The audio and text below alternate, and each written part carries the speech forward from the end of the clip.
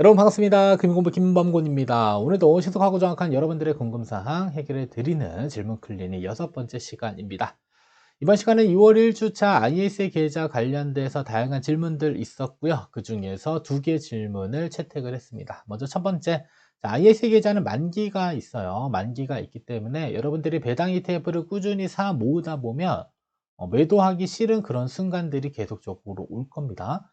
자, 그러면 만기가 도래하게 되면 배당 ETF 몽땅 다 팔아야 되는 그런 순간들이 찾아올 수도 있고 안 올 수도 있지만, 만약에 찾아온다라고 했었을 경우에 차라리 이러한 배당 주는 ETF의 경우는 ISA 계좌가 아닌 일반 증권 계좌에서 운용하는 게 조금 더 유리한 것 아닌가라는 그러한 질문에 대한 답변 드리도록 하겠고요.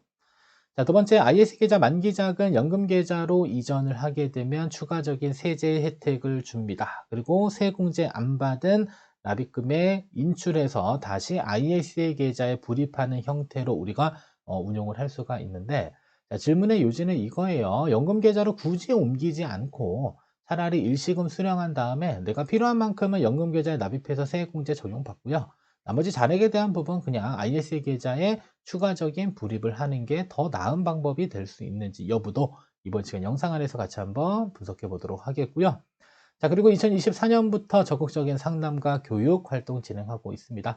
그래서 절세계좌 혹은 월배당 ETF 관련된 교육 필요하신 분들 혹은 상담 필요하신 분들은 댓글 통해서 신청해 주시면 감사하겠습니다.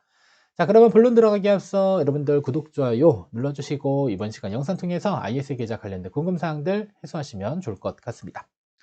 자, 먼저 첫 번째 질문에 대한 부분입니다. 조금 더 구체적으로 보면요. 자, 배당주는 ETF 투자를 ISA 계좌에서 하다가 자, 만기가 되면 다 팔아야 하잖아요. 만기가 되었다라고 해서 사실 모두 다 매도해야 되는 것은 아닙니다.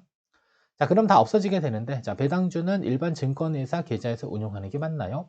자, 일단은 무조건 ISA 계좌에서 운용하는 게 유리하다라고 볼 수가 있는데요. 자, 이런 경우에는 뭘 하면 돼요? 첫 번째 선택지는 일단은 만기 연장 신청하시면 됩니다. 다만 기간이 있어요. 만기가 도래하기 2달 전에 만기 연장 신청을 통해서 만기를 길게 가져가면 됩니다. 길게. 그래서 만기를 신경 쓰기 싫으신 분들은 이미 가입하실 때 그냥 80년으로 하세요. 이 만기라는 개념이 보통 우리가 이런 생각들을 하잖아요. 만기 이전에 돈을 인출하지 못하는 거 아니야 라는 생각 때문에 만기를 짧게 설정하시는 분들이 있는데, ISA 계좌의 경우는 만기가 오지 않아도 원금은 자유롭게 뽑아서 쓸 수가 있습니다. 그냥 만기는 제발 꼭 좀 길게 설정을 해주시면 됩니다. 그리고 나서 깜빡해가지고 만기가 지나게 되면 어쩔 수 없이 매도하는 그런 상황도 발생될 수가 있기 때문에, 사실상 질문에 대한 고민에 대한 답변은요, 만기 연장을 길게 신청하게 되면 혹은 만기를 연장하게 되면요, 사실상 금융상품을 매도하지 않아도 된다라는 점, 이게 질문에 대한 정확한 답변이 될 수가 있을 것 같습니다. 자, 그러면 깜빡해서 IS 계좌 만기가 경과하는 방법들도 있을 수가 있겠죠. 이런 상황이 생기게 되면요, 자, 일단은 IS 계좌 만기 무슨 일이 생기냐면 바로 손익정산이 됩니다. 뭐 손익통산 이런 표현 많이 쓰는데, 이 손익통산이라고 하는 건 세제 혜택을 주기 위한 겁니다. 그래서 의무 가입 기간 3년이 경과되고 만기가 도래하게 되면 일단 손익을 통산해야 됩니다. 그래서 발생되는 수익과 그 다음에 손실을 차감해서 순이익에 대해서 일부는 비과세, 비과세 한도 초과분에 대해서는 분리과세 적용을 받게 되는 겁니다. 그래서 만기까지 깜빡하고 그냥 두게 되면 만기일 이후에 발생되지 않은, 즉 이전에 발생된 이익과 손실을 통산해서 순이익에 대해서는 세제 혜택을 적용을 해주고요.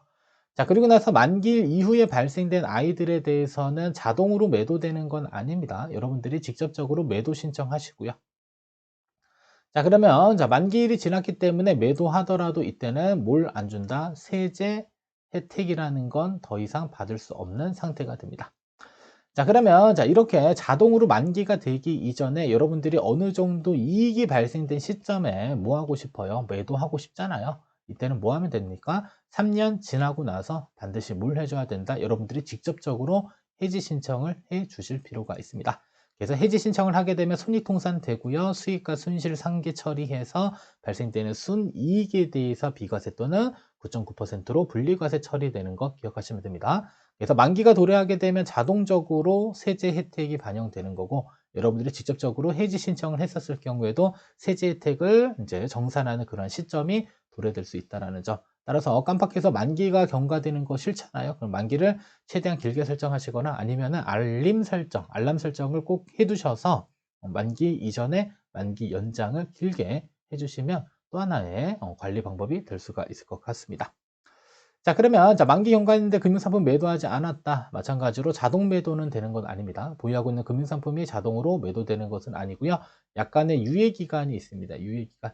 그래서 만기가 도래해서 30일 이내에 매도하는 금융상품에 대해서는 세제 혜택 받을 수 있겠고요. 30일 경과된 시점에서 여러분들이 이익을 확정지었다. 그때는 그냥 일반 과세 처리됩니다. 자, 그러면 일반 과세 처리되면 다른 금융소득, 이자, 배당소득 몽땅 다 합산해서 연간 2천만 원 초과되면 금융소득 종합과세, 그리고 건강보험료 부가대산 소득에도 들어갈 수 있기 때문에 세금적인 부분들은 그냥 일반 과세 처리된다라고 볼 수 있다라는 점. 따라서 만기 경과되면 자동으로 상품이 매도되는 것은 아니고요. 그리고 만기가 경과한 ISA 계좌의 경우는 신규 매수 자체는 불가능합니다. 매도만 할 수 있을 뿐이다 라는 점 보시면 되겠고요. 자, 그리고 IS 계좌가 만기가 도래됐는데, 손실이면 사실 손실을 확정짓는 행위를 잘 하기 어려울 수 있잖아요. 이때는 그냥 만기 연장하시고, 그리고 이익 실현하는 그날까지 견디면 됩니다. 견디고 세제 혜택을 받거나, 혹은 금융소득 종합과세 등으로 만기 연장 어렵다라고 한다면 이때는 선택지는 어쩔 수 없어요. 이익이 발생되는 시점까지는 계속적으로 보유하는 방법밖에 없습니다. 그렇다고 신규 자금에 대한 매수가 되면 좋겠지만 만기일이 지났기 때문에 매수는 되지 않습니다. 그래서 보유하다가 이익 실현되는 그런 시점에 매도를 하고요. 그리고 일반 과세를 어쩔 수 없이 적용받으면 된다라는 사실 정도만 알고 계시면 되겠습니다. 그래서 이 만기가 도래했었을 때 이익이면 사실상 이익을 확정짓는 행위는 어렵지 않지만 손실일 경우에는 확정짓는 행위 자체가 쉽지 않을 수도 있을 것 같습니다. 자, 다음은 두 번째 질문입니다. 자, IS 계좌 만기 자금을 연금 계좌로 꼭 이전해야 될 필요가 있을까? 이거 질문 받아보고 곰곰이 생각해 봤는데 꼭 연금 계좌로 이전해야 될 필요는 없을 것 같더라고요. 자, 보시면 3천만 원의 IS 계좌 만기 자금을 예를 들어 연금 계좌에 이전한 후 세액공제를 적용받고 다시 인출해서 IS 계좌에 재투자하는 전략들 많이들 활용하고자 하는데요.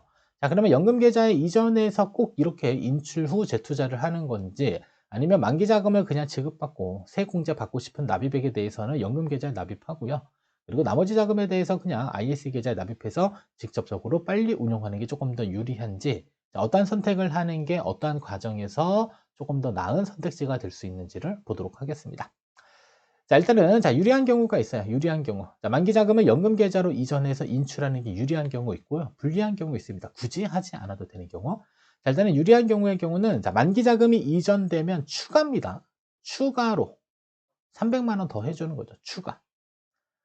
자, 그러면 이미 연금계좌 세액공제를 100% 몽땅 다 받고 있는 분들 있어요. 연금저축의 경우는 600만 원, IRP의 경우는 900만 원까지 받고 계신 분들은 사실상 세액공제 한도를 꽉 채웠기 때문에 추가적인 세액공제가 괜찮은 방법이 될 수 있습니다. 그래서 이미 꽉꽉 채우신 분들은 연금계좌로 이전을 꼭 하셔서 추가로 300만 원을 적용받고요. 그리고 세액공제 받지 않은 납입액을 그냥 향후 인출해서 다시 ISA 계좌로 옮겨놓은 다음에 운용하는 게 조금 더 나은 방법이 될 수가 있습니다.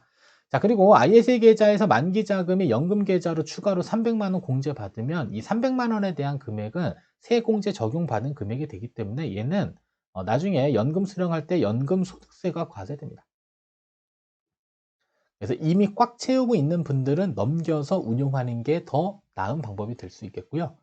자, 그리고 연금계좌 세액공제를 일단은 최대한으로 받고 계시지 않는 경우에는 굳이 저는 옮기지 않을 것 같습니다. 예를 들어서 연금계좌 이전금에 추가 세액공제를 적용받았을 때 연금저축 기준으로는 최소한 600만 원 이상의 공제를 적용받지 못한다라고 한다면, 그러니까 만약에 300만 원을 합산했는데 600만 원이 채 되지 않는다라고 한다면, 그러니까 600만 원을 초과하지 않는다라고 한다면 굳이 이전할 필요 없어요. 왜냐면 잘 생각해 보세요. 우리가 그 연금계좌 안에 이전되고 세액공제 미적용 금액을 인출을 바로 할 수 있을까요? 인출 바로 안 됩니다. 예를 들어서 그냥 좀 극한이지만 1월 1일 날 만기가 돼요. 그리고 나서 이전을 합니다. 만약에 뭐 2월 1일 날 이전을 했어요. 그죠? 자, 그리고 나서 10%에 대해서 300만 원 한도로 이제 세액공제를 적용받는 기간은 언제일까요? 자, 일단은 최소한 언제까지 견뎌야 돼요? 12월 31일까지 견뎌야지 300만 원에 대한 금액이 일단은 확정되고요. 자, 그리고 나서 우리가 근로소득자만 있는 게 아닙니다. 종합소득 신고하는 분들이 있어요. 종합소득세 신고하시는 분들은 5월 31일 기준으로 신고를 한단 말이죠. 자, 그리고 나서 이 모든 것들이 확정되는 게 7월쯤 됩니다. 7월. 자, 그때 서류를 출력할 수 있어요. 연금보험료 등 세액공제 확인서. 그러니까 직전 연도에 대한 그 국민연금과 그다음에 연금계좌 납입액에 대한 그 신고 확정되는 게 7월부터예요. 자, 그러면 직전 연도에 확정되는 게 7월이면 이 부분입니다. 자, 1월 1일 날 만기 도래해서 2월 달에 이전하신 분들은 다음 연도 언제까지? 7월 달까지 견뎠을 때 세액공제 받지 않은 납입액을 인출할 수 있는 부분이 있어요. 그래서 차라리 300만 원 추가로 세제 혜택 받는다라고 한다면 버텨볼 만한데 내가 최대한으로 세액공제를 받지 않고 있다. 그리고 어차피 추가적으로 납입하는 요 10%에 해당되는 금액들 이거 어차피 이전되고 나서 전체 금액이 이전되면 여러분들 그 납입 한도, 즉 세액공제를 적용받지 않은 납입액에 대한 부분들 인출할 때 7월까지 견뎌야 되는 이러한 이상한 약간의 좀 기다림의 시간이 생길 수가 있습니다. 그래서 세액공제 꽉꽉 적용받고 있는 분들은 옮기시고 세액공제를 최대한 적용받고 있지 않은 분들은 굳이 옮길 필요는 없을 것 같습니다. 그냥 300만 원 만기자금 인출해서요. 납입하고 나머지 2,700만 원 기다리지 않고 바로 어디로? ISA 계좌로 옮기는 게 더 빠른 선택이 될 수가 있습니다. 자, 그리고 세액공제를 적용받고 인출할 때 문제점 요거예요. 인출 언제 된다? 다음 연도 7월 세액공제 미적용 금액 상당히 오랜 기간 기다려야 되겠고요. 자, 그리고 인출할 때까지 또 무엇으로 운용해야 될지 여러분들이 나중에 인출할 때 이익이면 기분 좋게 빼지만 손실일 경우에는 기분 좋게 뺄 수가 없습니다. 자, 그러면 1년 넘진 남은 기간에 대해서 안전자산으로 운용하게 되면 기대 수익률은 너무 낮고 자, 위험자산으로 운용했었을 경우에는 이익이 많이 생길 수도 있지만 손실이 발생하게 되면 매도 자체가 어렵기 때문에 또 장기적으로 운용하게 되는 그런 상황들이 발생이 될 수가 있습니다. 그래서 일부 세액공제 적용받고 세액공제 미적용 금액에 대한 인출을 해야 되는 분들에 있어서는요. 저는 개인적으로 세액공제를 꽉 받은 분들은 괜찮은데 그렇지 않은 분들은 굳이 넘길 필요는 없습니다.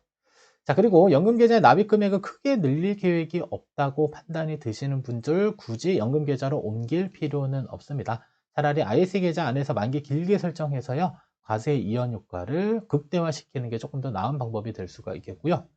자, 그리고 자, 이전하고자 하는데 또 이런 고민들도 있을 수 있습니다. 자, 의무 가입 기간 경과됐는데 보유 종목이 계속 손실이에요. 그죠? 이런 경우에도 마찬가지로 여러분들 이전하는데 상당히 오랜 시간이 또 걸릴 수가 있습니다. 이때는 뭐 비자발적인 장기 투자가 될 수 있는 부분들이 있기 때문에 사실상 여러 가지 사항들을 가지고 이전 계획을 세우셔야 됩니다.